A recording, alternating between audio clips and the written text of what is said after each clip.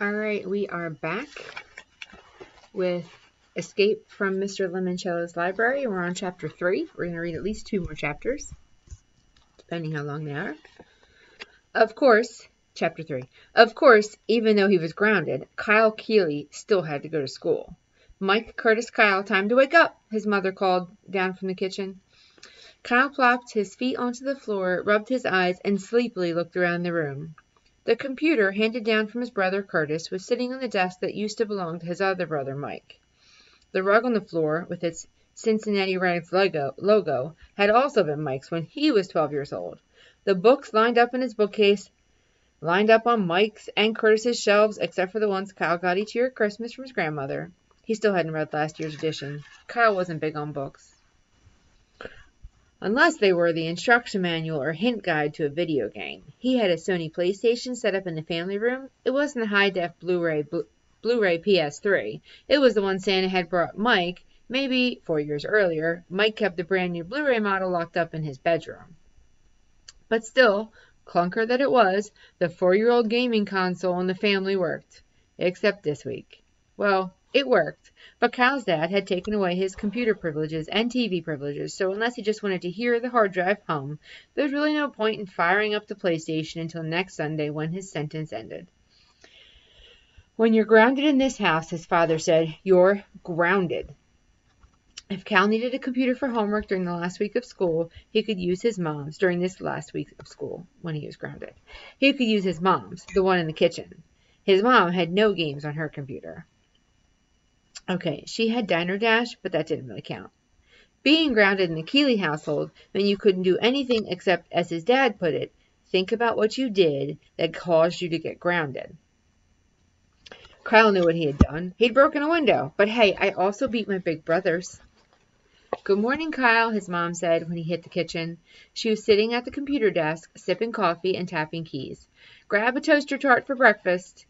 Curtis and Mike were already in the kitchen, chowing down on the last of the good toaster tarts, the frosted cupcake squirrels.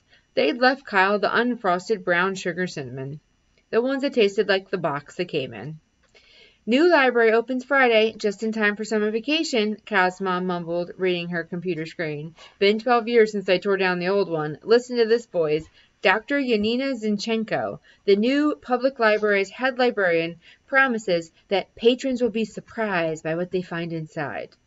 Really? Said Kyle, who always looked a good surprise. I wonder what they'll have in there. Books maybe? Said Mike. It's a library, Kyle. Still, said Curtis, I can't wait to get my new library card. Because you're a nerd, said Mike. I prefer the term geek, said Curtis. Well, I gotta go, said Kyle, grabbing his backpack. Don't want to miss the bus. He hurried out the door. What Kyle really didn't want to miss were his friends. A lot of them had Sony PSPs and Nintendo 3DSs, loaded with lots of games. Kyle fist-bumped and knuckle-knocked his way up the bus aisle to his usual seat. Almost everybody wanted to say hey to him, except, of course, Sierra Russell. Like always, Sierra, who was also a 7th grader, was sitting in the back of the bus, her nose buried in a book, probably one of those about girls who lived in tiny homes on the prairie or something. Ever since her parents divorced and her dad moved out of town, Sierra Russell had been incredibly quiet and spent all of her free time reading. Nice shirt, said Akima Hughes, as Kyle slid into the seat beside her. Thanks, it used to be Mike's. Doesn't matter, it's still cool. Akimi's mother was Asian, her dad Irish. She had very long jet black hair, extremely blue eyes, and a ton of freckles. What are you playing? Kyle asked, because Akimi was frantically working the controls of her PSP 3000. Squirrel Squad, said Akimi. One of Mr. Lemoncello's best, said Kyle, who had the same game on his PlayStation, the one he couldn't play for a week. You need a hand? Nah. Watch out for the beehives. I know about the beehives, Kyle. I'm just saying. Yes. What? I cleared level 6. Finally! Awesome. Kyle did not mention that he was up to level 27. Akimi was his best friend. Friends don't gloat to friends. When I shot the squirrels at the falcons, said Akimi, the pilots parachuted. If a squirrel bit a pilot in the butt, I get a 50-point bonus. Yes, in Mr. Lemoncello's Catapulting Critters games, there were all sorts of wacky jokes. The Falcons weren't birds, they were F-16 Falcon fighter jets. And the squirrels, they were nuts. Totally bonkers, with swirly whirlpool eyes. They flew through the air jabbering gibberish. They bit butts. This was one of the main reasons why Kyle thought everything that came out of Mr. Lemoncello's Imagination Factory, board games, puzzle games, video games, was amazingly awesome. For Mr. Lemoncello, a game wasn't just a game if it wasn't a little goofy around the edges. So did you pick up the bonus code? Asked Kyle. Huh? In the freeze frame there. Akimi studied the screen. Turn it over. Akimi did. See that number tucked up into the corner? Type that in next time the home screen asks you for your password. Why? What happens? You'll see. Akimi slugged him in the arm. What? Well, don't be surprised if you start flinging flaming squirrels on level 7. Get out. Try it. You'll see. I will this afternoon. So did you write your extra credit essay? Huh? What essay? The one that's due today, about the new public library? Refresh my memory. Akimi sighed. Because the old library was torn down 12 years ago, the 12-year-olds who write the best essays on why I'm excited about the new public library will get to go to the library lock-in this Friday night. Huh? The winners will spend the night in the new library before anybody else even gets to see the place. Is this like that movie Night at the Museum? Will the books come alive and chase people around and junk? No, but there will probably be free movies and food and prizes and games. All of a sudden, Kyle was interested. Chapter 4. So exactly what kind of games are we talking about? I don't know, said Akimi. Fun book stuff, I guess. And do you think this new library will have equally new computers? Definitely. Wi-Fi? Probably. Kyle nodded slowly. And this all takes place Friday night. Yep. Akimi, I think you just discovered a way for me to shorten my most recent groundation. Your what? My game-deprived parental punishment. Kyle figured being locked in a library with computers on Friday night would be better than being stuck at home without any gaming gear at all. Can I borrow your pen and a sheet of paper? What? You're going to write your essay now on the bus? Better late than never. They're doing homeroom, Kyle, first thing. Fine, I'll keep it brief. Akimi shook her head and handed Kyle a notebook and a pen. The bus bounced over a speed bump into the school driveway. He would need to make his essay really, really short. He was hoping the 12 winners would be randomly pulled out of a hat or something like that, and like the lottery people always said in their commercials, you just had to be in it to win it. Meanwhile, in another part of town, Charles Chiltington was sitting in his father's library, working with the college student who had been hired to help him polish up his extra credit essay. He was dressed in his typical school uniform, khaki slacks, blue blazer, button-down shirt, and tastefully striped tie. He was the only student at Alexandria Middle School who dressed that way. What's a big word for library? Charles asked his tutor. Teachers love big words. Book repository? Bigger, please. Athenaeum. Perfect. It's such a weird word they'll have to look it up.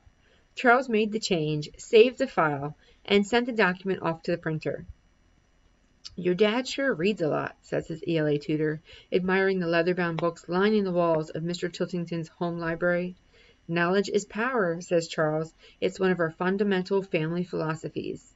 Another was, we eat losers for breakfast. Kyle and Akimi climbed off the bus and headed into the school. You know, said Akimi, my dad told me the library had like a bazillion different architects doing drawings and blueprints that they couldn't share with each other. How come? To keep everything super secret. My dad and his firm did the front door, and that was it. The second they stepped into Miss Cameron's classroom for homeroom period, Miguel Fernandez shouted, Hey, Kyle, check it out, bro. He held up a clear plastic binder maybe 2 inches thick. I aced my essay, man. The library dealio? Yeah, I put in pictures and charts, plus a whole section about the ancient library of Alexandria, Egypt, since this is Alexandriaville, Ohio. Cool, said Kyle.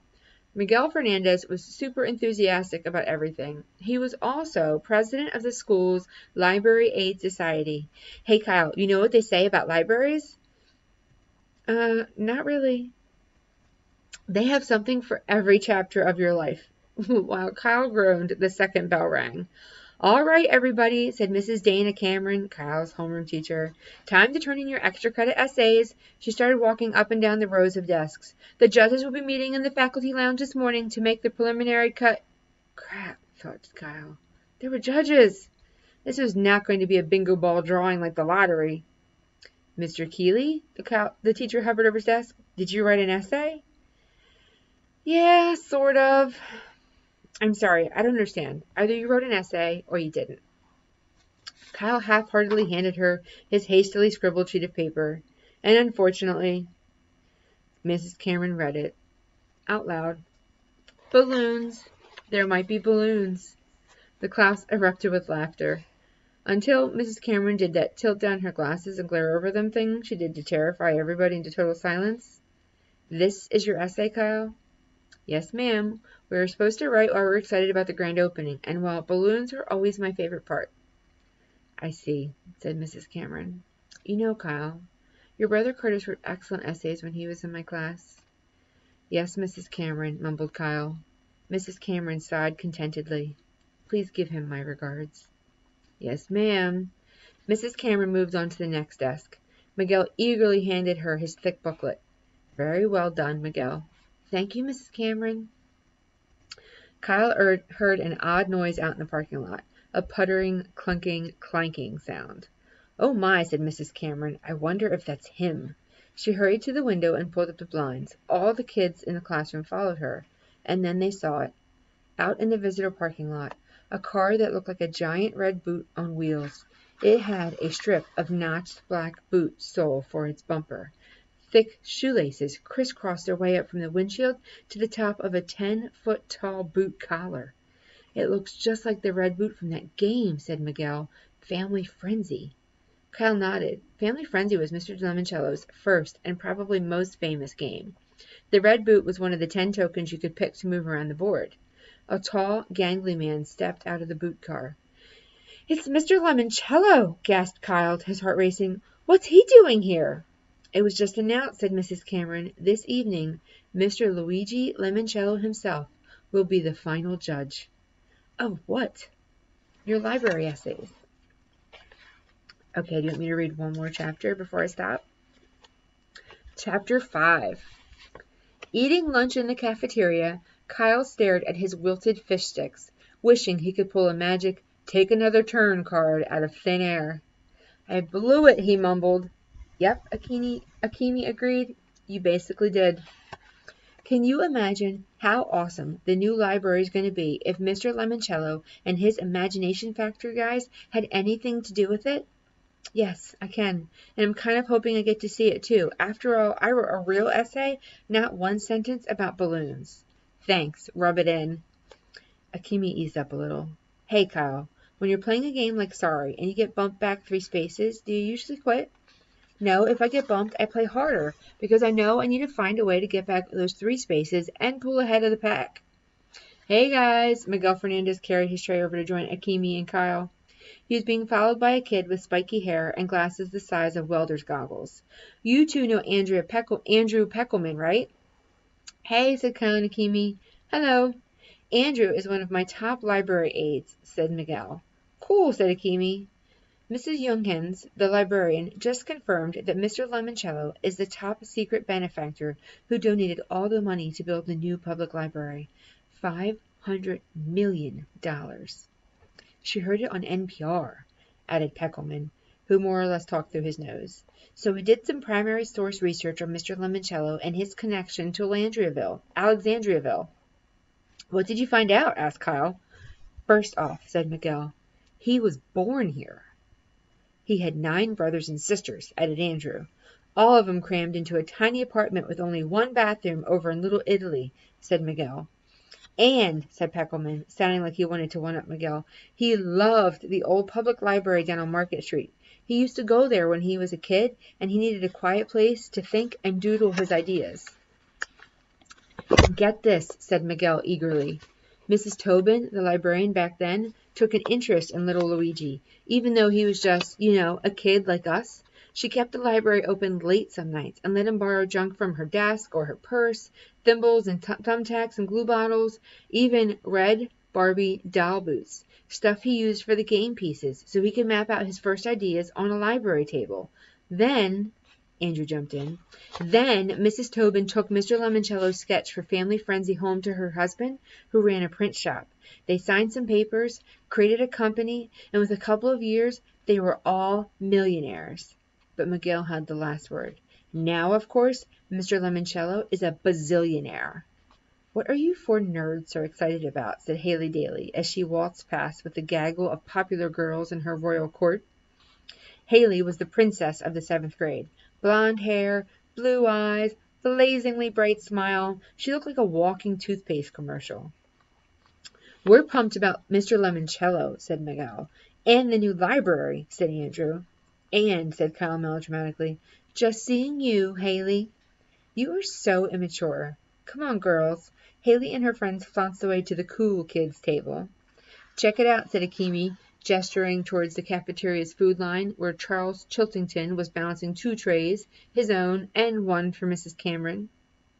I'm so glad you have lunchroom duty today, Mrs. Cameron, Kyle heard Chiltington say. If you don't mind, I have a few questions about how conventions within genres, such as poetry, drama, or essays, can affect meaning. Well, Charles, I'd be happy to discuss that with you. Thank you, Mrs. Cameron, and may I say, that sweater certainly complements your eye color. What a suck-up, mumbled Akemi. Chiltington's trying to use his weaselly charm to make sure Mrs. C sends his essay up the line to Mr. Lemoncello. Don't worry, said Kyle. Mrs. Cameron isn't the final judge. Mr. Lemoncello is, and since he's a genius, he will definitely pick the essays you guys all wrote. Undoubtedly, said Peckelman. Thanks, Kyle, said Miguel. I just wish you could win with us, said Akemi. Well, maybe I can. Like you said, this is just a move back 3 spaces card. I take a walk on the boardwalk when someone else owns it. It's a shoot in Chutes and Ladders, a detour to the molasses swamp in Candyland. Yo, Kyle, said Miguel, exactly how many board games have you played? Enough to know that you don't ever quit until somebody else actually wins. He picked up his lunch and headed for the dirty tray window. Akemi called after him. Where are you going? I have the rest of lunch and all of study hall to work on a new essay. But Mrs. Cameron won't take it. Maybe, but I've got to roll the dice one more time. Maybe I'll get lucky. I hope so, said Akemi. Me too. See you guys on the bus. All right, I'll see you when you come back.